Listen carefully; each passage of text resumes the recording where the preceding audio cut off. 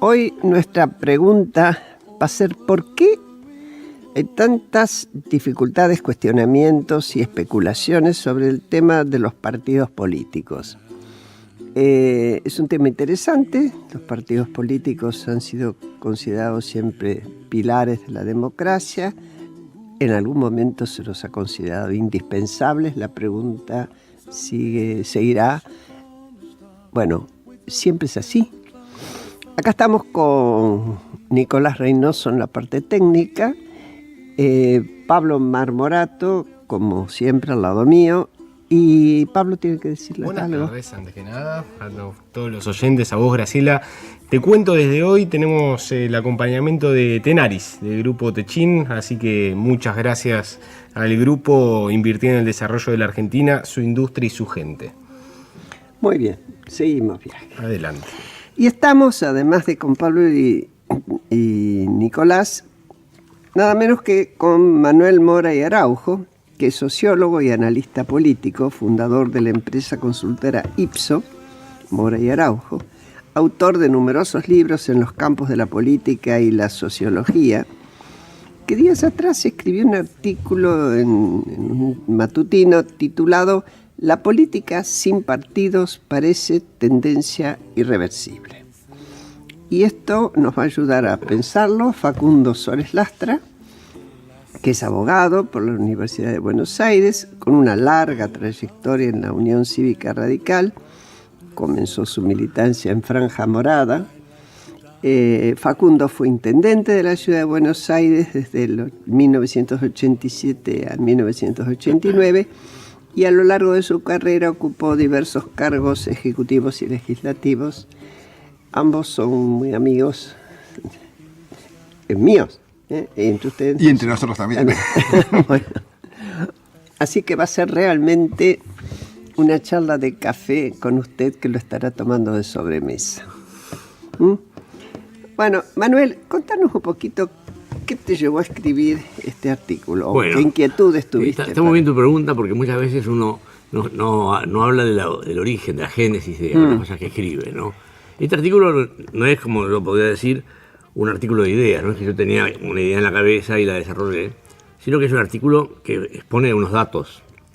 Y la demanda del medio fue esa, porque hay un estudio que se hace conjuntamente entre Ipsos, que es una consultora que estudia la opinión pública, y la Universidad de San Andrés, y bueno, entonces había que comentar los datos de ese estudio. Es un estudio regular, siguiendo la opinión pública. Entonces yo tomé el tema de los partidos porque me parecía que era un tema muy interesante y muy llamativo. Además, naturalmente, es un tema en vigencia en todo el mundo prácticamente. Casi no hay país donde no haya un problema con los partidos tradicionales. Bueno, estos datos de Argentina, nuestra consultora arrancó en la década del 80. Tenemos muchos años, tenemos mucha historia estadística, hay muchos datos acerca de series de tiempos de muchos temas importantes de la Argentina. Uno es este de los partidos. Entonces veíamos la curva histórica, impresionante. En el año 84, me acuerdo cuando se empezó a medir esto, el 76% de la población argentina decía que estaba cerca de algún partido. Bueno, de hecho, cuando se terminó la dictadura y se permitió que los partidos de nuevo apareciesen, hubo, me parece a mí, una afiliación como nunca. Claro, exactamente. Fue masiva en todos los partidos, sí. ¿no? Pues sabes que la afiliación, algunas veces la hemos seguido, controlado, a través de los datos del Ministerio del Interior, que tiene el registro de todo. Claro. Bueno, la afiliación bajó muy poco en los números oficiales. Porque nadie se desafilia. O porque lo dejan afiliado que no tenga ganas. No, y los partidos se resisten a renovar la afiliación porque es como un capital propio que se aspira a manejar, ¿no? Una vez hicimos una encuesta en un partido hace muchos años y había que hacer era una interna en el partido. Entonces hicimos una encuesta en un padrón, una muestra del padrón de afiliados al partido. Cerca de la mitad de las personas decían, yo no soy afiliado. Y algunos a los gritos, además. Bueno, entonces aquí sí que hay de todo. Están los que se mueren, los que se desafilian y los que no hacen nada, pero no quieren estar o ni siquiera... Bueno, esto es interesante para decir, hay gente que está afiliada... Entonces ya hay que avisárselo al Ministerio del Interior. Pero cuando vos le preguntás en una encuesta, dicen que no. Claro. Bueno, entonces el número de afiliados bajó mucho. Estos últimos años bajó más todavía. Y después había otra dimensión, que es el ser simpatizante, que en Argentina fue siempre un concepto muy importante, ¿no? Mucha gente se decía, no se tomaba el trabajo de llenar una ficha, pero simpatizaba con un partido. Incluso iban a los actos políticos o sabían que iban a votar y demás. Bueno, ese número también bajó muchísimo. Y ahora está alrededor del 20%, del 76%. Es impresionante. Con fluctuaciones a lo largo del tiempo, pero en todo caso, el punta a punta es esto. Bueno, entonces uno dice, esto es otra cosa. Acá tenés 4/5 partes de la población que dicen no tengo nada que ver con ninguno de los partidos. Por otra parte, además, interesante, la proporción de personas que dicen yo soy peronista o soy radical, que siempre era muy mayoritaria, ahora está medio diluida también. Sí, ha bajado, de hecho. Bajado. Sí, yo creo que al margen de la evolución de los partidos en la historia argentina, etcétera, yo creo que lo que hay que considerar, primero es una crisis en el mundo vinculado a cómo se organiza la gente para hacer política y cómo participa, hay nuevas formas de comunicación. Yo me acuerdo, yo no soy tan grande, pero cuando... No sos tan grande como quien ha... No. No empecemos con los Como estos viejos, ¿viste? Eso La mano, podías haberlo evitado. Estuve muy mal. Yo que soy el político de la mesa arranqué pésimo. Bueno, tengo 62 años, tampoco soy un nene. Pero lo que quiero recordar es que cuando yo empecé a actuar en política, las reuniones partidarias eran también no solamente de debate, discusión, formación, pero también de actualización de información. Era la forma que tenían los militantes, los simpatizantes, de acercarse a hablar con un dirigente, que no había otra forma de hacerlo. Sí.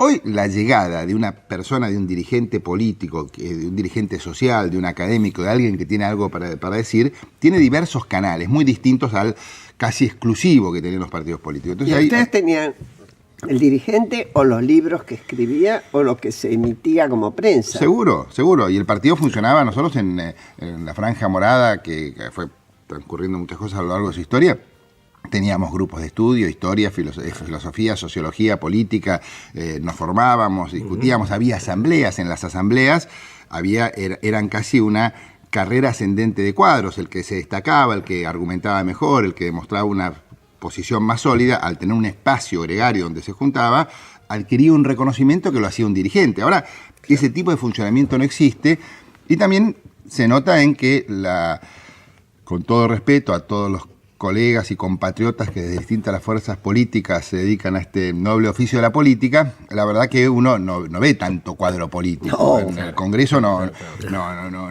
dice, bueno, voy a ver un debate en la Cámara de Diputados para ver cómo se expresan las ideas, cómo se desarrollan, con qué profundidad, el estado de conocimiento de la situación del mundo. Entonces me parece que, no quiero extenderme, pero lo que quiero decir es que estos 30 años últimos, que son de experiencia continua, tal vez son la mayor continuidad democrática con partidos que la acompañaron, y partidos muy difíciles, pues yo lo digo como radical, pero básicamente el problema pasa con el peronismo también, mucho más en el peronismo. Partidos que son muy difíciles como referencia, uno puede ser peronista y puede ser de los Montoneros y de López Rega, y uno puede ser radical y ser de Alfonsín y de la Rúa. Entonces, para los que estamos adentro puede ser fácil de entender, pero como referencias para la sociedad no ordenamos. En Estados Unidos uno es demócrata y sabe lo que es un demócrata, y es republicano. Pero aún. Sí. Bueno, ahora no tanto. Aún, fíjate vos que el propio Partido Republicano, con la candidatura de Trump, entró en crisis también. Después se alinean porque no les queda otra, porque quieren ganar o intentarlo. Pero los pasó a todos. Sí, el demócrata con Sanders también. ¿Viste? También. Yo soy socialista y la gente no puede creer que está... Porque vos, si vos pensás una mirada socialista en Estados Unidos que estuviera cercano a los demócratas por ahí, era excepcional y venía de Boston. Claro. ¿Te acordás? Y era como una cosa, como una mosca en la leche. Sí. Y hoy no. Sí. Y eso que es un país donde todavía los partidos tienen una cierta vigencia, por lo menos desde el punto de vista de la organización. En Europa es muy impresionante. Sí. ¿No? Muy impresionante. ¿Y cuáles consideran que son las causas de este cambio de escenario que describió recién Manuel? Yo creo que hay dos conjuntos de causas, dos factores, digamos. Por un lado está el factor de la de la misma política.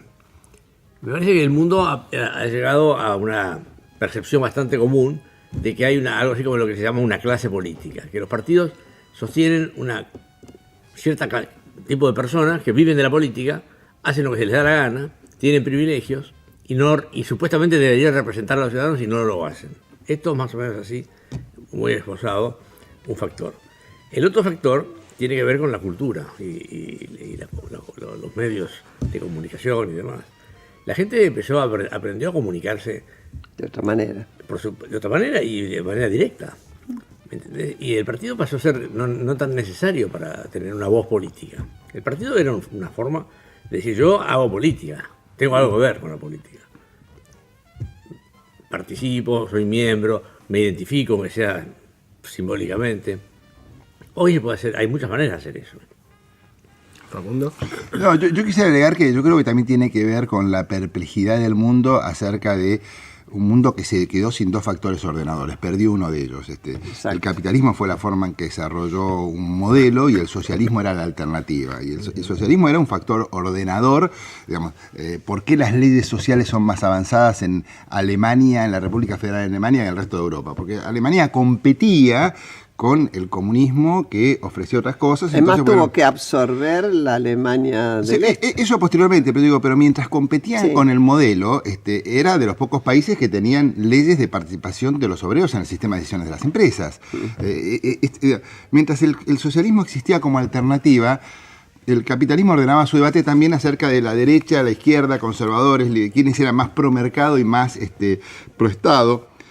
Ahora, lo que hay ahora es perplejidad acerca de cómo se maneja el capitalismo. Digamos, el capitalismo está reconocido por todos como el mejor, el mejor creador de riqueza. El sistema económico actual ha sacado de la pobreza a millones de personas en el África. Hay avances impresionantes. No existe la alternativa, pero en sí mismo, en las distintas sociedades, genera injusticias, desigualdades, insatisfacciones muy grandes.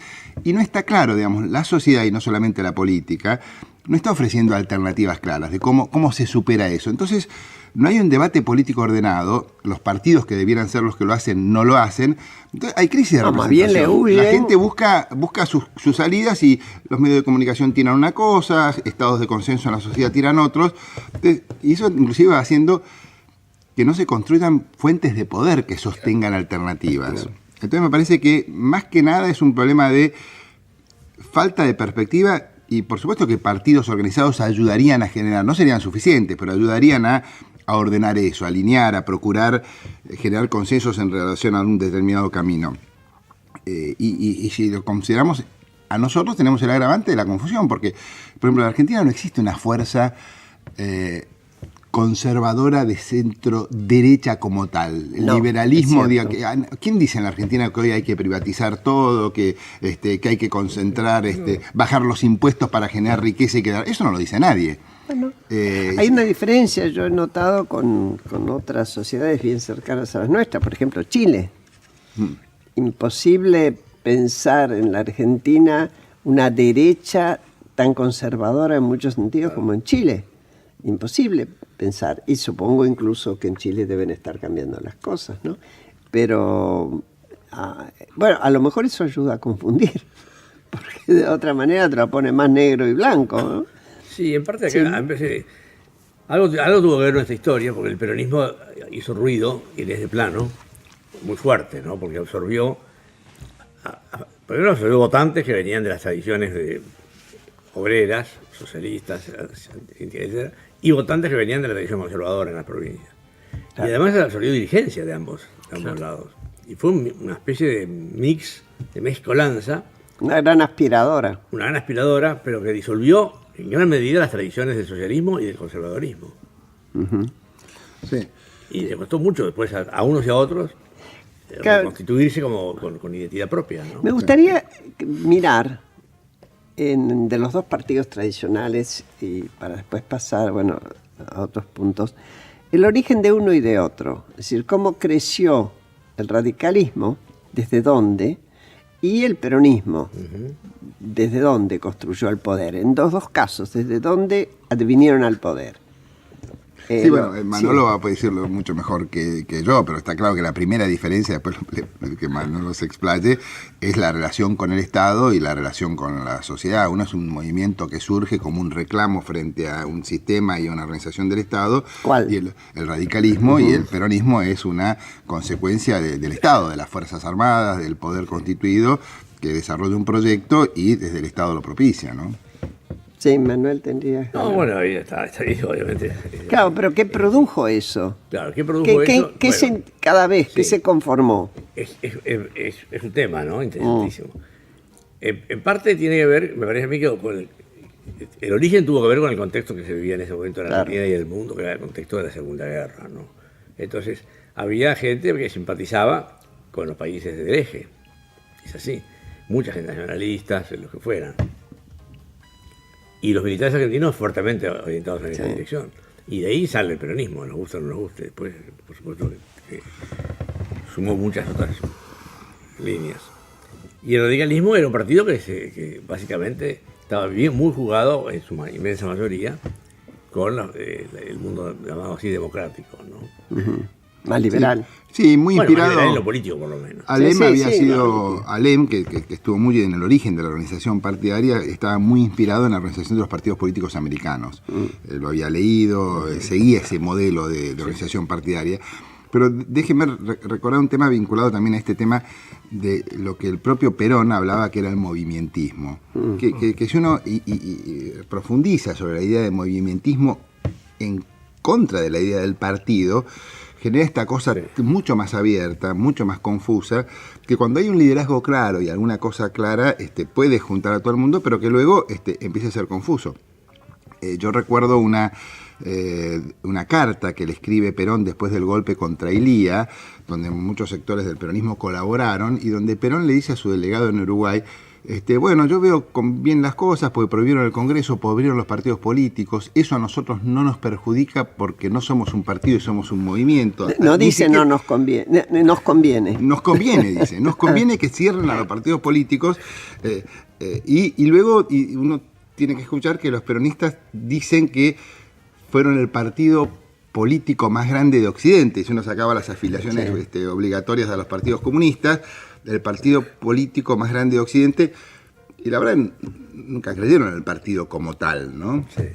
Bueno, que la primera fuerza política que domina la vida política en términos culturales o tiene una fuerte poder en los últimos 70 años, sobre 200 años de vida independiente, son 70 años de presencia fuerte cultural del peronismo, también explica el problema de los partidos políticos en la Argentina. ¿Por qué va a haber un partido conservador si viene Menem y privatiza todo y el Sogaray está contento? Digamos, ¿cuál es la razón para que exista un partido conservador si los peronistas tienen votos y pueden desarrollar ideas conservadoras? Entonces, eso desordena mucho. Entonces, otra de las cuestiones, perdona que introduzca también, por ejemplo, acá la democracia cristiana tuvo muy poca extensión. Porque el peronismo en parte lo absorbió también. Claro, el peronismo suplía en buena manera. Hubo partidos de la democracia cristiana en Chile, en otros países que tuvieron hasta gobiernos. Acá no hubo forma, ¿no? Me parece que lo impedía esa amplitud del peronismo que abarcaba todo. Y, a ver, hoy, cuando ustedes ven, para tomar cierta distancia, después si quieren venimos para acá, lo que ocurre en España con el partido, que se dice partido, Podemos o Ciudadanos, ambos de distinta tendencia, matizando. ¿Cómo los ven ustedes? Bueno, eso me parece que son expresiones típicas de nuevos partidos. Uh-huh. ¿No? Allí hay gente que dice: yo quiero otro partido, no me gusta el que tengo, pero está buscando un partido. Me parece que... Así que la noción siempre tiene que haber partido. Sí, tiene que haber partido. En Inglaterra es parecido. Mucha gente dice: bueno, estoy enojado con estos y con aquellos, pero estoy buscando otro. Es distinto al caso de... Bueno, no sé si tomar el ejemplo de Italia, pero acá lo vemos claramente. Hay gente que dice: yo no tengo por qué tener ninguno. Pero terminan teniendo. Bueno, tenía eligiendo a un candidato de algún De lado. alguno, pero ya solo candidato. Sí, pero nada más, pero no participación ninguna. Y pertenencia en el sentido de decir que involucra algo más que ir a votar, ninguna. Y un país con fuerte participación política en su momento, como es el caso de Italia, ¿no? Claro, claro. Ahí me parece que el desgaste de los partidos es muy grande, ¿no? Bueno. Por esta visión de que hay una clase política que se aprovecha y no nos da lo que promete. Lo que supuestamente nos tendría que dar. Entonces, después votamos, por supuesto, pero es un acto muy mecánico, esa es la verdad de las cosas, ¿no? Y entonces al votar, vos le haces una pregunta, una encuesta, pero ¿a quién votaste? No me acuerdo. Bueno. Pero ¿quién te representa a vos? A mí no me representa a nadie. Pero votaste a alguien. No, pero ese no me representa, lo voté, pero no, porque no tengo nada que ver. Es como decir, no sé, puse una ficha en el bingo, ¿no? Porque tenía que ponerla. Claro. Entonces no me representa a nadie, no tengo nada que ver con ninguno. Y esta gente que está ahí en el Consejo, en el Congreso, hacen la suya. Sí, no, yo quiero subrayar un aspecto de lo que acaba de decir Manolo, que es el tema de el malestar de la gente con algunos aspectos que son excesos a todas luces. Cuando uno ve, eso pasa en España, pasa en Europa en general, y también pasa en la Argentina, digamos. La política y los que militamos en partidos le debemos a la sociedad más pudor en la organización del Estado. Acá se crean instituciones, el Congreso va aumentando el personal, la participación relativa del aparato de la política, lo que cuesta a la sociedad, cada vez ha sido mayor. Y yo creo que la política le debe a la sociedad ser mucho más moderada, ser mucho más austera en la forma en que se organiza. Nosotros, y me parece que esos excesos también son un profundo malestar muy fundado y con mucha razón de la ciudadanía en contra de la política. Yo en estos 30 años de democracia fui durante 15 años consecutivos fui intendente, legislador, tuve distintas funciones y autoridad partidaria. En los últimos 15 años, la mitad del periodo democrático, no he tenido nada. Tengo una actividad privada, sigo muy intensamente en la política, pero lo miro desde otro lado. Y una vez la lógica de los que están en el Estado, y es muy distorsionante, digamos, cuando hay tanta continuidad, dependiendo del erario público, de una representación, aparece una distorsión que se nota en las decisiones que se toman, ¿no? Vos decís un Estado deformado por acumulación de instituciones innecesarias o de un crecimiento de las instituciones, ¿no? Un falta de cuidado a la población. Cuando yo me excedo en el gasto que tengo que organizar para el Estado, es una falta de cuidado, así como la sencillez, como se dice, es la elegancia, o los filósofos, había una famosa frase que decía que la sencillez era la virtud del filósofo. La austeridad tiene que ser la virtud del político, no podemos tener instituciones enormes como tenemos, ¿no? Sí. Bueno, el haber tenido instituciones enormes y en crecimiento tal vez favoreció todo este festival que tenemos hoy, por llamarlo de alguna manera, de por lo menos sospechas fuertes del uso del erario público como si fuera personal.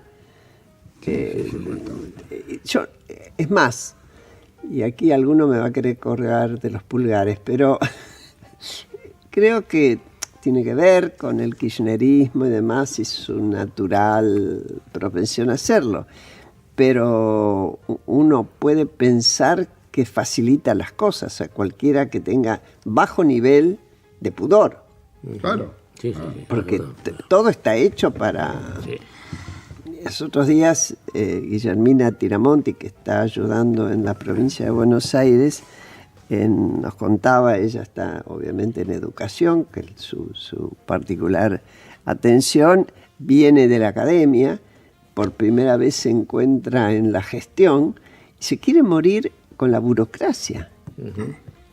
Y yo, que ya pasé por ahí, y vos también, vos sabés que heredás capas geológicas de empleados que van quedando sin que nadie se preocupe si se han formado, si son mejores administradores públicos, si han competido, no, simplemente, bueno, fueron cargos que para compensar a la militancia se pusieron ahí y que son coriáceos, son hiperresistentes en general a las modificaciones. Y esto tiene que ver con la organización de la Sí, política. por supuesto. Me parece, Por va. supuesto. Por supuesto. Así Sí. es. Y ahí, Bueno. no, perdón. No, y las percepciones de la gente, porque vos tenés, bueno, por un lado está la corrupción escandalosa, o visible, o torpe, pero por otro lado, todo el mundo tiene la idea, y que es bastante correcta, de que si alguien es político tiene acceso a privilegios, tiene pasajes, no hace cola en los hospitales, o no sé dónde. No va. Bueno, no va al hospital, por supuesto, ni hablar. Pero si tiene que ir, no hace cola. Bueno, vos preguntás a la gente muy humilde, uno de los temas que te mencionan de desigualdades en la vida es que si te enfermas estás en problemas, porque tenés que pasar no sé cuántos días en la guardia, y otra gente entra y pasa. Claro. Y si tenés que viajar, ni te cuento. Bueno, y así la cantidad de pequeñas cosas de la vida que van generando la percepción de una clase privilegiada.